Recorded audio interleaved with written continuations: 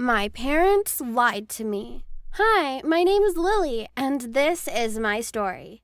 I looked outside, the sights of the city rushing past as cars drove through, people walked by, living their lives in a mist of the concrete jungle.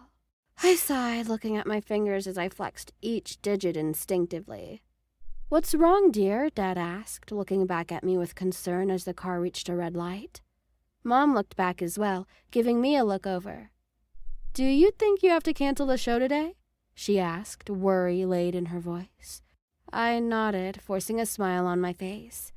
"I'm fine, Mom, don't worry," I replied, putting my hands in my pockets and cleared my thoughts. "I'm just a little nervous," I admitted, though deep down I didn't really feel confident with myself as the car began to move once again. The car parked into the parking area of a theater. Auditions were being held for a talent show. My parents, who acted as my managers, helped me out and led me inside, being overly protective all the way. They showed the guards their passes, and we were led inside without much issue. My heart was pounding in my chest all the while. "You're gonna do great! People will love you!" Dad said in a cheery tone in his voice. He held my hand and shoulders and pushed me along.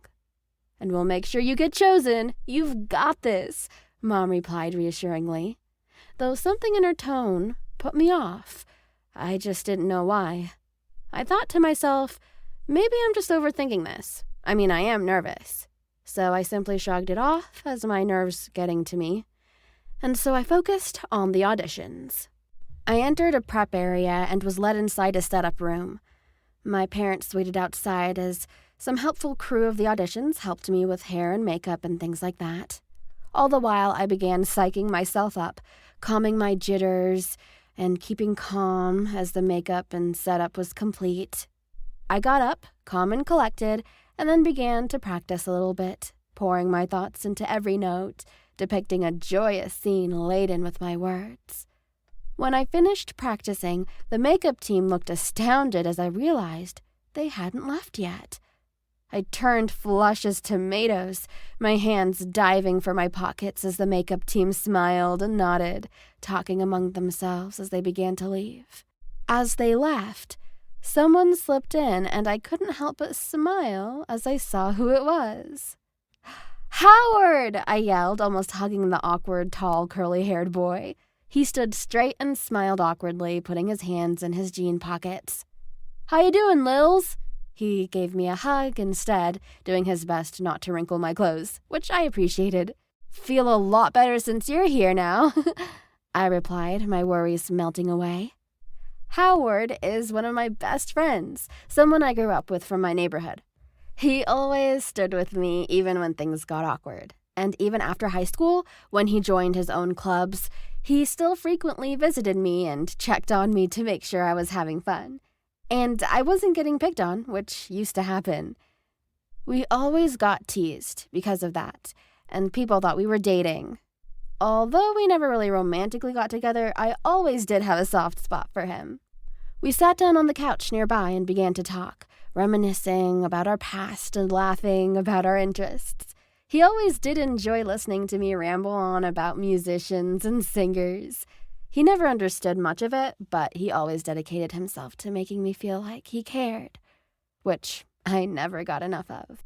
Before I knew it, it was my turn to sing, and panic nearly set in.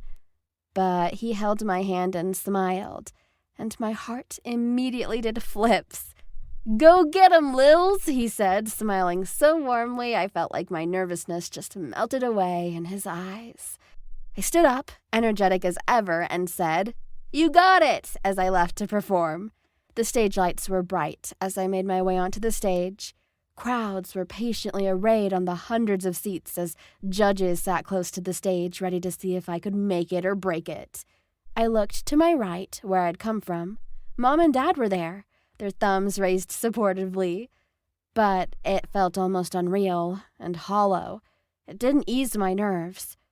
But when I closed my eyes, I saw Howard smile, and it lifted me right up. I began to perform, bringing out all of the joy and gentle bliss I had, the peaceful moments I had with Howard fueling my lyrics as I sang. The lights, the crowds, the approval of my parents didn't matter in that moment. All I did was express my joy. And so when the song ended, I saw the judges nodding, one of them even smiling at me.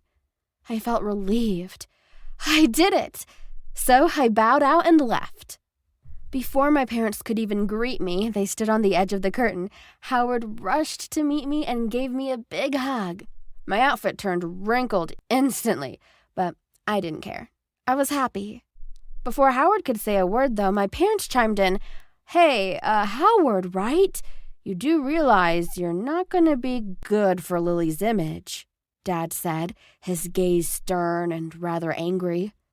"You do want what's best for Lily, right? If so, get away from her," Mom said, her tone almost murderous. Howard looked at his feet shyly and backed away from me, my heart feeling like it was getting worn out. And I couldn't understand why.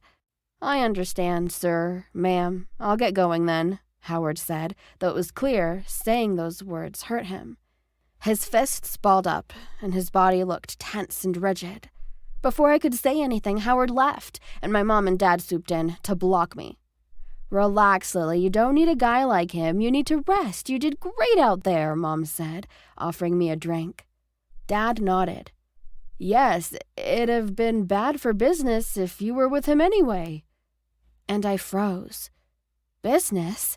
I asked, looking awfully confused. "What your father said was, you shouldn't worry yourself over this. Getting worked up isn't good for your voice, right?" Mom said, quickly picking up what the situation was. But I looked her in the eyes and thought something was amiss. "All right," I conceded, taking the drink and taking a sip.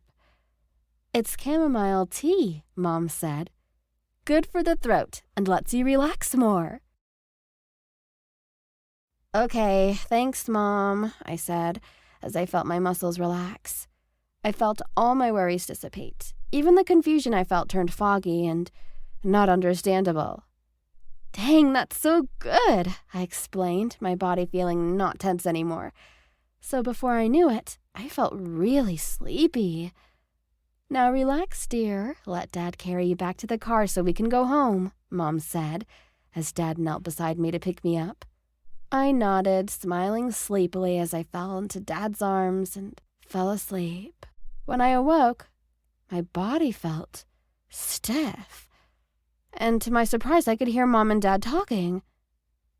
"Just a few more days and that little adopted child will pay for herself and more," I heard Dad's voice say, and I felt my heart sink into my stomach. My mind was unable to understand what was going on. And to think we raised her as if she were our own.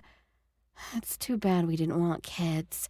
Still, she'll pay for herself and more, that's for sure, I heard Mom say, a tone of disdain, also boredom.